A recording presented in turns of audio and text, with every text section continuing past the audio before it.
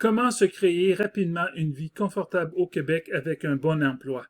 Salut groupe, je suis Michel et j'aide les personnes qui veulent immigrer, travailler, étudier ou investir au Québec ou au Canada. Bienvenue sur cette chaîne.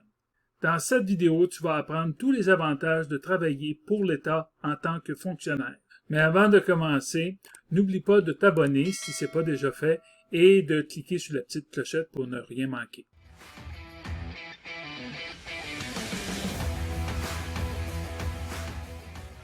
Tu te demandes peut-être si tu veux immigrer au Québec et que tu recherches un emploi pour travailler pour l'État ou pour une ville.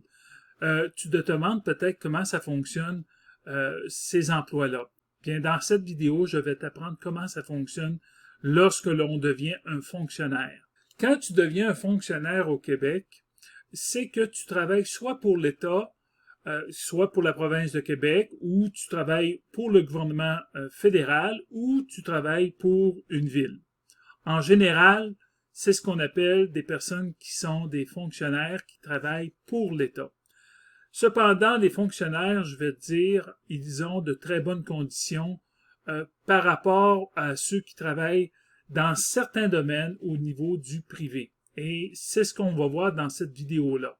D'abord, la première chose, si tu veux savoir comment ça fonctionne pour travailler au Québec, tu peux appliquer sur un poste à titre d'employé, soit pour le gouvernement fédéral, qui est le Canada, et le gouvernement fédéral, lui, fait surtout des services au niveau à la population, plus au niveau administratif, soit Revenu Canada, soit les services au niveau des douanes, au niveau de la police, de la GRC. Donc, c'est plus à ce niveau-là. Si tu veux travailler, par exemple, dans un hôpital ou être un enseignant, là, tu vas travailler soit pour le gouvernement du Québec, parce que c'est le Québec qui administre ces hôpitaux. Donc, tu vas travailler soit pour le gouvernement du Québec, ou si tu travailles pour une clinique privée, il faut que tu saches qu'il y a quand même un système de santé qui est privé au Québec et tu peux travailler pour une clinique privée. Tu peux aussi travailler à titre d'enseignant dans un collège ou un cégep ou une école secondaire qu'on appelle les polyvalentes. Donc, ou tu peux travailler pour une université. Donc, ce sera en général, même si c'est l'Université de Montréal ou McGill, les universités sont financées par le gouvernement du Québec et par le fait même, tu deviens un fonctionnaire par le fait même. Même si c'est l'université qui t'embauche, au bout de la ligne, c'est le gouvernement du Québec qui te paye indirectement via les subventions, via l'argent qu'il reçoit, que l'université reçoit par le gouvernement du Québec.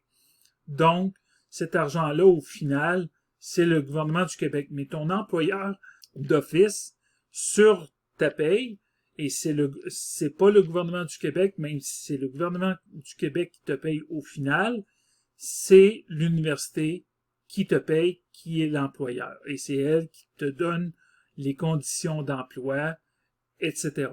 Si tu travailles pour un collège à titre d'enseignant, le collège, on appelle ça cégep. L'acronyme de cégep veut dire Collège d'enseignement général et professionnel. Donc, le cégep est un collège qui est public et qui est payé par l'État. Cependant, si tu travailles à titre d'enseignant pour un cégep ou un collège, qui est aussi un collège soit public ou privé, le collège ou cégep pour, si c'est un collège qui est public, on appelle plus cégep. Si c'est un collège privé, on va l'appeler plus collège. On ne l'appellera pas cégep, quoique ça pourrait s'appeler aussi cégep. Bref, le collège, il peut être soit public ou soit privé. S'il est public, donc c'est le collège qui t'embauche et par le fait même, l'argent vient au final du gouvernement, mais c'est le collège qui t'embauche et tu es un fonctionnaire au même titre que une infirmière qui travaille pour un hôpital public Ou si tu travailles pour le gouvernement fédéral, tu es un fonctionnaire, sauf que tu seras un fonctionnaire au niveau fédéral. Si tu es un fonctionnaire au niveau du Québec, alors tu travailles soit pour un hôpital, soit pour un collège, ou soit pour aussi une ville.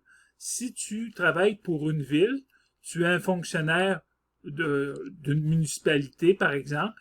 Il y a 1107 municipalités au Québec, et si tu travailles pour une municipalité, tu es un fonctionnaire d'une municipalité.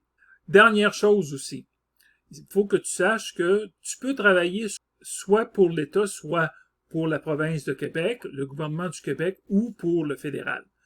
Généralement, ce soit au fédéral ou au provincial, les hôpitaux et l'enseignement, c'est d'ordre du Québec. C'est pas le fédéral qui s'en occupe.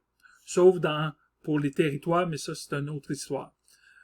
Au Canada, le gouvernement fédéral ne s'occupe pas des hôpitaux et de l'enseignement et des écoles. Donc, c'est le Québec qui s'en occupe. Si tu travailles pour un hôpital, une école secondaire ou un cégep, tu vas être un fonctionnaire et tu vas travailler pour l'État québécois. Finalement, si tu travailles pour une municipalité, alors là, ça va être tout dépendant de la grosseur de la municipalité, si la ville de Montréal, la ville de Québec, la ville de Trois-Rivières, Sherbrooke, Gatineau. Donc, tu vas avoir sûrement de meilleures conditions que si c'est une petite municipalité. Mais encore là, ça dépend, il faudra que tu vois. Et la municipalité ne s'occupe pas, contrairement aux États-Unis, de certaines écoles, choses semblables. La municipalité s'occupe uniquement des routes et s'occupe aussi de donner des services aux citoyens. L'eau, par exemple, ce soit pour les déchets, ce soit pour... donc, tous les services qu'une ville a besoin, mais les écoles et les hôpitaux, c'est d'ordre du gouvernement du Québec. Donc, c'est lui qui s'en occupe. Dans les hôpitaux aussi, une dernière chose, les hôpitaux, tu peux travailler soit pour un hôpital ou une clinique privée. Quand tu es un fonctionnaire au Québec, généralement, que tu travailles soit pour Hydro-Québec, qui est une entité elle-même, mais même si c'est le gouvernement du Québec qui paye ton salaire au bout de la ligne, c'est Hydro-Québec qui te paye, qui est ton employeur. Si tu travailles pour un hôpital ou tu travailles pour un collège d'enseignement, ou tu travailles comme une personne qui donne des services, mais au niveau administratif, par exemple, pour l'État du Québec. Donc, à ce moment-là, tu as les mêmes conditions de travail pour tout le monde au Québec. Donc, c'est pas relié directement à ton endroit aussi que tu vis. Une infirmière qui travaille soit à Gatineau, à Québec ou dans une petite municipalité au Québec va gagner le même à salaire égal, on s'entend là, à emploi égal, va gagner le même salaire partout au Québec. Les employés de la fonction publique au Québec ou au fédéral, c'est la même chose. Tout le monde gagne le même salaire pour un emploi égal. Ça va pas selon la région où c'est que tu travailles. Par contre, si tu travailles pour une municipalité, là, à ce moment-là, il peut y avoir des variations parce que chaque municipalité a ses règles et va donner des salaires différents pour un même poste parce qu'il y a 1107 municipalités différentes et les municipalités qui sont plus grosses vont être beaucoup plus généreuses généralement que les plus petites. Mais encore là, je dis ça sous toute réserve, il se peut que tu aies un très bon salaire même avec une petite municipalité parce qu'elles aussi, elles sont en compétition avec les plus grosses et vont donner des bons avantages aussi. Alors, à ce moment-là, faut voir qu'est-ce qu'il y en est au niveau salaire et aussi au niveau des conditions. Un fonctionnaire, généralement, que ce soit un homme ou une femme, peu importe, les salaires sont pareils, que ce soit un homme ou une femme. Chaque personne qui est engagée par le gouvernement du Québec, ce soit si tu travailles pour à titre d'infirmière, tu travailles comme enseignant, tu travailles comme travail administratif pour l'État. Tous les fonctionnaires au Québec, et c'est la même chose pour le fédéral, mais le fédéral, j'en parlerai un petit peu plus tard. Au provincial, tu vas avoir un fonds de pension qui s'appelle le REGOP. Le REGOP, ça veut dire, les initiales, ça veut dire Régime de retraite des employés du gouvernement et organismes publics. Un très long mot pour dire c'est le fonds de pension. Tout le monde a droit à ce fonds de pension-là dès que tu deviens un fonctionnaire et tu travailles pour l'État québécois. Si tu travailles pour le fédéral, je suis moins connaissant là-dessus. Ils ont un fonds de pension au fédéral. Je connais pas le nom nécessairement, mais ils ont aussi un fonds de pension qui est un fonds de pension très généreux. Au Québec ou au Canada, il y a deux sortes de fonds de pension. Le fonds de pension qui est un fonds de pension à prestation déterminée ou un fonds de pension à cotisation déterminée. Généralement, pour les fonctionnaires, c'est le fonds de pension le plus généreux qui est le fonds de pension à prestation déterminée. À prestation déterminée, ça veut dire que lorsque tu auras 35 ans de service, par exemple, je donne un exemple, tu as 35 ans de service au même employeur, pas nécessairement, tu peux avoir changé d'emploi et de ville entre-temps, mais tu as toujours gardé le même employeur qui est le gouvernement du Québec et tu cotises toujours à ton fonds de pension, le REGOP. Le REGOP, que tu aies changé d'endroit dans ta vie, dans ta carrière, il n'y a pas de problème. Le fonds de pension va te suivre et il va te donner ta prestation, ta rente à la retraite.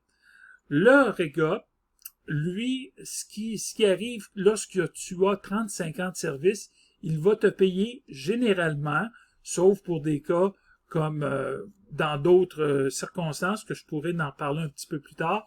Le REGOP, généralement, il est évalué selon un pourcentage, à 2% par année que tu as travaillé. Donc, ce que je veux dire, c'est que, pour bien expliquer, si tu as fait 35 ans de service pour le gouvernement du Québec et que tu as une cotisation à 2% du salaire, ça veut dire que on multiplie le nombre d'années par le pourcentage qui est de 2%. Donc, tu vas avoir 70%, 35 fois 2%, 70% de ton salaire à la retraite. Si tu as cotisé plus longtemps, ça va être, si tu as travaillé 40 ans, ça serait 80%, et ainsi de suite. Donc, je ne rentrerai pas dans les détails de ce fonds de pension-là parce qu'il est quand même assez long et c'est pas le but de la vidéo, mais c'est juste pour te dire que ton fonds de pension est quand même très généreux. Le fonds de pension à cotisation déterminée, ça veut dire que c'est toi qui cotises à ton fonds de pension et la rente va être déterminée selon les rendements boursiers du fonds qui l'aura généré. Donc, c'est beaucoup moins généreux à ce moment-là. La cotisation peut provenir soit de toi uniquement ou de toi et de ton employeur. Généralement, c'est les deux qui vont cotiser dans un fonds de pension à cotisation déterminée. Les entreprises privées, les grosses entreprises privées au Québec, généralement, c'est des fonds à cotisation déterminée. Il peut arriver que ce soit des fonds, des prestations déterminées, mais c'est quand même plutôt rare. Pourquoi? Ça coûte très cher à l'employeur d'avoir ce genre de fonds de pension-là, mais il est très généreux. Donc, si tu es un fonctionnaire au Québec, tu vas avoir ce fonds de pension-là, le REGOP. L'autre chose aussi que tu devrais analyser si tu deviens, si tu veux immigrer au Québec et tu veux travailler pour l'État québécois, c'est que en rentrant, tu vas avoir 4 semaines de vacances en partant. Je sais, c'est peut-être pas aussi élevé qu'en Europe. En Europe, vous allez avoir possiblement 6 semaines, mais en Amérique du Nord, généralement, les personnes ont 2 semaines de vacances. C'est tout. Ils n'ont pas plus. Les 2 autres semaines, soit tu les prennes à tes frais, mais généralement, c'est 2 semaines de vacances. Ça peut arriver que ce soit un peu plus. Des fois, certains employeurs vont te permettre d'avoir 4, 6 semaines. Là, c'est du cas par cas et je ne connais pas toutes les conditions de travail qu'il peut y avoir. Mais généralement, c'est 2 semaines de vacances. Lorsque tu travailles pour le gouvernement du Québec, c'est 4 semaines en partant. Peu importe, lorsque tu es engagé et que tu as fait ta probation de 3 mois. Une probation de 3 mois, ça veut dire que pendant ces 3 mois-là, le gouvernement, l'entreprise qui t'emploie pourrait te mettre dehors, ça veut dire que pourrait te congédier sans raison comme telle, et tu n'es pas syndiqué comme tel. Donc, tu n'as pas de protection. Donc, dans les premiers 3 mois, si tu vas avoir ta permanence, qu'on appelle, avec le gouvernement, la permanence, ça veut dire que tu vas être engagé et tu vas avoir ton statut de permanent. Ça veut dire que le gouvernement ne peut pas te mettre dehors. Tu vas avoir une garantie d'emploi à vie. Donc, ça veut dire que en ayant ta permanence après 3 mois, à moins que tu fasses quelque chose qui est vraiment grave, qu'il te congédie pour des raisons qui sont vraiment graves, vol, ou ben pour tu as fait quelque chose de vraiment grave, je sais pas, là, il y a plein de raisons. Donc, tu pourrais être congédié quand même. Mais, si tu as si tu as des bons rapports avec tes employeurs et avec aussi tes collègues, tout devrait bien aller et tu devrais garder ton emploi. Donc, normalement, toutes les personnes ont une garantie d'emploi à vie, à moins que, évidemment, tu fasses quelque chose qui soit vraiment contraire et que l'employeur est obligé de de te congédier. Quand on dit congédier, nous, au Québec, on dit mettre dehors, mais ça veut dire la même chose. Donc, ça voudrait dire que si si tu fais bien ton travail, il n'y aura pas de problème. En plus, les employés de l'État sont tous syndiqués, donc sont tous représentés par un syndicat et tu as de meilleures conditions aussi lorsque vient le temps de négocier.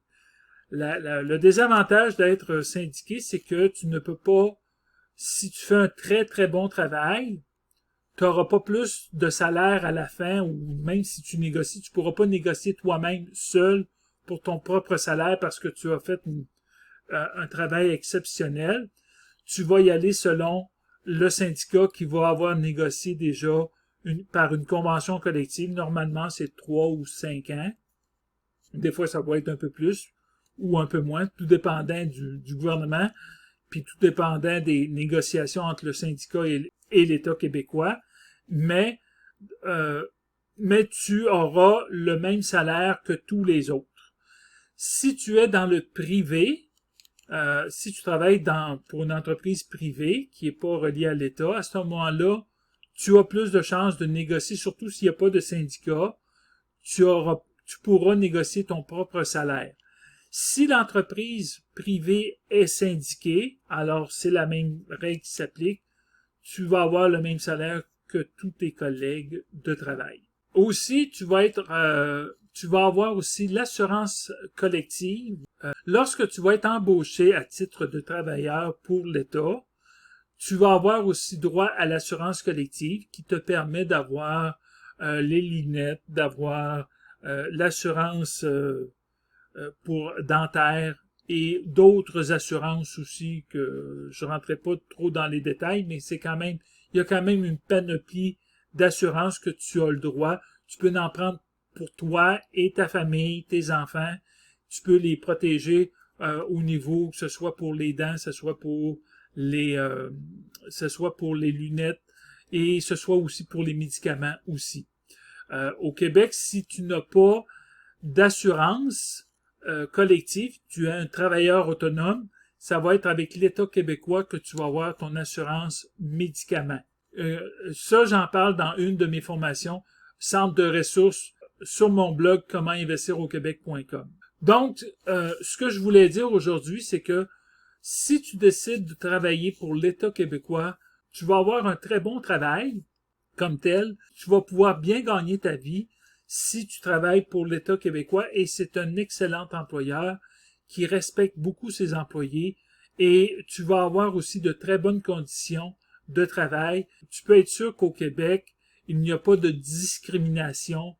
C'est déjà tout pour cette vidéo. Alors, si tu veux aller plus loin, Tu peux acheter ma formation Comment immigrer et se trouver un emploi au Québec sans s'arracher les cheveux. Et n'oublie pas de t'abonner aussi à ma chaîne et de laisser un like, c'est toujours apprécié.